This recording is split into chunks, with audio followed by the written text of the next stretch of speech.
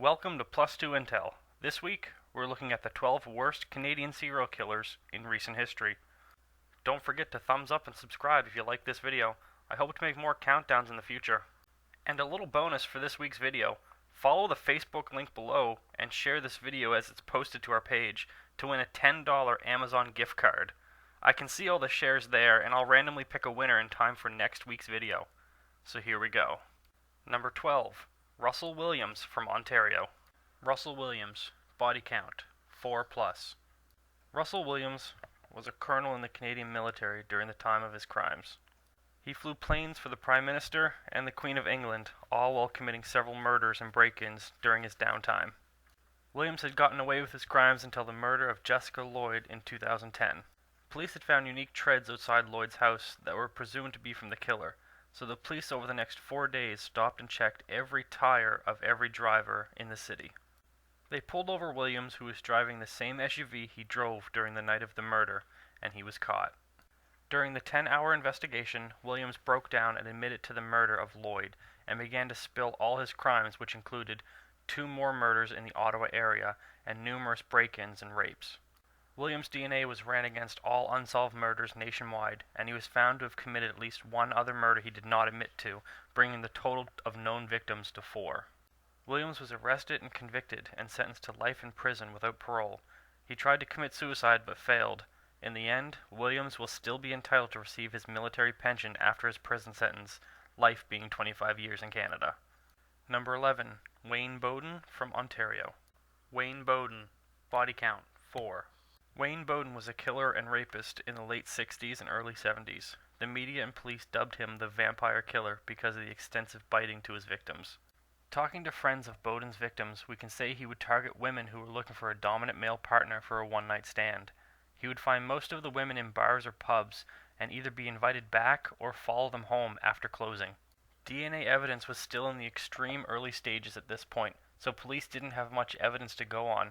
However, with the extensive bite marks all over the victims' bodies, police could match teeth impressions to the suspect. This led to North America's first conviction on dental record evidence. This was years before Ted Bundy's conviction. Another notable moment is in 1977, Bowden applied for and received a credit card while in prison, and on a one-day pass in Montreal, because Canadian serial killers still get day passes, he used his card for a bus ticket and managed to escape for almost 2 days. Number 10. David Kruger, Ontario. David Kruger, body count, 4. David Kruger was given up for adoption at birth and passed from foster home to foster home all of his life until eventually adopted by a rich couple in Toronto. His past may have accounted for his actions, or he was just psychologically disturbed, but when David was a teenager, he committed his first murder of a 7-year-old kid. After his first crime, he went on and killed 2 more young kids in the Greater Toronto area, including a 4-year-old girl and a 9-year-old boy at a public beach. David was eventually caught and convicted of 3 life terms, but while on a weekend pass in 1991, David killed again, even while under supervision. He was quickly arrested and sent back to prison. He died in 2010 from skin cancer while serving his 2nd life term. Number 9. Alan Legg, New Brunswick. Alan Legg, body count, 5+. The story of Alan is an embarrassing one for the New Brunswick police, but I'll get to that in just a moment. The history with Alan starts in 1986, when he and 2 other men broke into a shop and brutally assaulted the shop owners.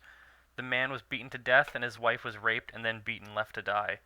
Police did track Alan and his partners and arrest the 3 and convicted them all to life in prison, but this is where it goes bad. Alan only spent a year behind bars before he had to be transferred to a hospital to treat a severe ear infection. While in the hospital, Alan convinced the police escort to let him use the washroom on his own. He then made a weapon out of television parts and fended off a group of officers with a small shiv. Alan escaped the hospital and carjacked multiple people to evade arrest. Alan was on the run for 7 months in 1989 and killed an additional 4 people, including another shop owner, a reverend, and 2 sisters who he then set on fire. Alan was eventually captured again, and he is spending 4 life terms in Canada's highest security prison. Number 8. William Fife, Quebec. William Fife, body count, 9+. William Fife, also dubbed the Killer Handyman, from a small town in rural Quebec, had admitted to the murders and sexual assault of 9 women from small towns and Montreal during a 20-year span. Fife, who was a small-time contractor, would drive hours to different towns and cities to find each victim starting in 1979. Fife was unique in also robbing each victim. This made it difficult to track him as a serial killer because it was hard to distinguish perhaps a robbery gone wrong and Fife's work. He was eventually caught 20 years later in 1999 when he left a single fingerprint at the scene of his crime. This was essentially the first piece of hard evidence the police were able to gather because it was presumed Fife wore gloves during his attacks. He was arrested in a diner next door to the provincial police station, ironically, and is serving life terms in an insane asylum. Number 7. Leopold Dion, Quebec. Leopold Dion, body count, 4. While in prison, Leopold was stabbed to death by another inmate, so he did get what he deserved, but this guy is heinous. Leopold had teamed up early in his life with his older brother to assault 2 women before his brother was caught and put away. With his brother gone, Leopold changed his motives and stopped targeting women. Instead, Leopold switched to attacking young boys. He would pose as a photographer with promises of pictures and to make the boys famous. In the end, 4 would fall victim to his ploy, and while the details are too sick to say in this video, he would bury each body in the same grave, which in the end led police to find all 4 victims. This is all with the help of one boy who managed to escape Leopold when he felt things were getting bad. When asked to take his clothes off, the boy ran away and told his parents, who then called police. Number 6. Glen Race, Nova Scotia. Glen Race, body count, 3.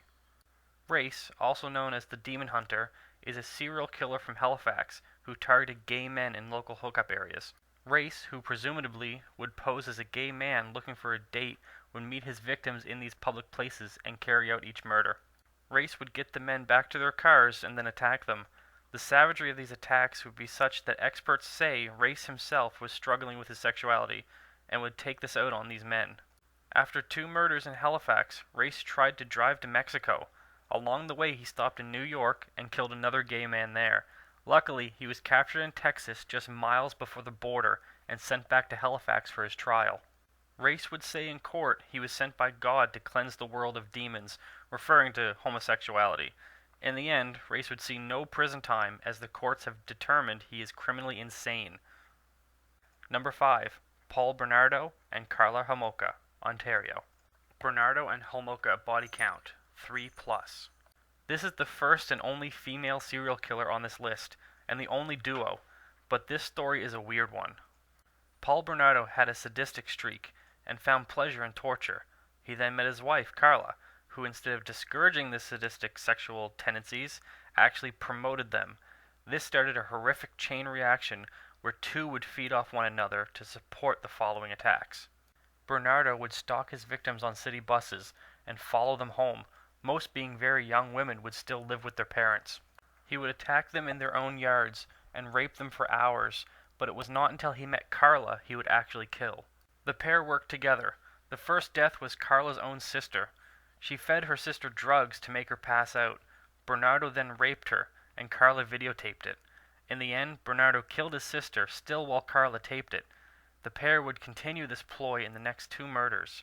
Carla would find the girls, drug them, and give them to Bernardo.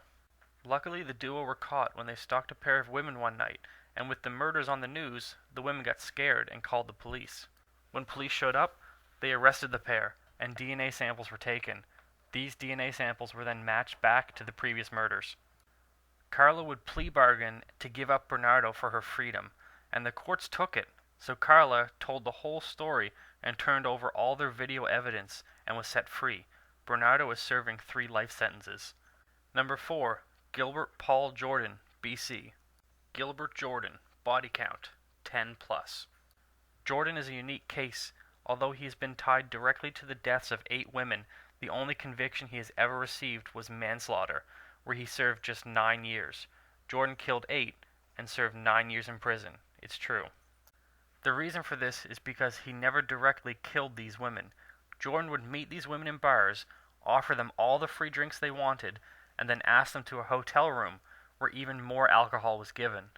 Eventually, the women would pass out, where Jordan would then place a hose directly down their throats and pour complete bottles of alcohol down. The women would then die from poisoning, but with the lack of solid proof, it was almost impossible to pin him. Even though the blood alcohol level of each woman was so high, they would not have possibly been able to drink the amount on their own. After serving just 6 years for good behavior, he was then released, where he died in 2006 from old age. Number 3. Clifford Olson, BC. Clifford Olson, body count, 11. This is a controversial case. Olson from Surrey, BC was an absolute monster who just snapped one day. He was a normal man with a normal family and a child of his own. Olson's killing started in November of 1980 and in total lasted just 8 months, but in that short 8 months he had killed a total of 11 children. This is perhaps the largest number of victims in the shortest amount of time in North American history. Olson had sexually assaulted some of his victims, but not all, not even half, so it's believed he took pleasure in the murders, and the assault was a later product of that. Here's where things get controversial. Olson was caught and charged for the single murder they had him on. He knew he would go away for life and leave his family with no income, so he offered a plea bargain to the RCMP in that they would pay him $10,000 for each other body he showed them. The RCMP took this offer and then gave him a total of $100,000. The money was left in a trust account for Olson's wife and child, and many believe there should never be this type of transaction, but in the end, it happened, and at least there is some closure for the victim's family. Number 2. Michael Wayne Mcgrae, Nova Scotia. Michael Wayne Mcgrae, body count, 18 plus. Mcgrae was raised in a small town in Nova Scotia where he spent most of his life and also started out as a serial killer. Mcgrae's first murder was in the small town of Digby, where he then moved on to Halifax, where he killed again. After that, he started one of North America's longest killing sprees in terms of distance. Mcgrae made his way to New Brunswick, where he and an accomplice robbed a bank for funds to travel. Afterwards, he killed that accomplice and kept moving. Mcgrae moved on to Newfoundland, where he killed, and then went back to mainland, where he struck in Quebec, Ontario, Alberta, and BC, and he killed someone in nearly every province. He then crossed the border from BC to Washington, where he killed another man in Seattle on a day trip. This monster was eventually caught and sentenced to 5 life sentences, but as we have seen before, he was granted a 3-day pass, and while out in Montreal, he killed another woman in broad daylight in a public area.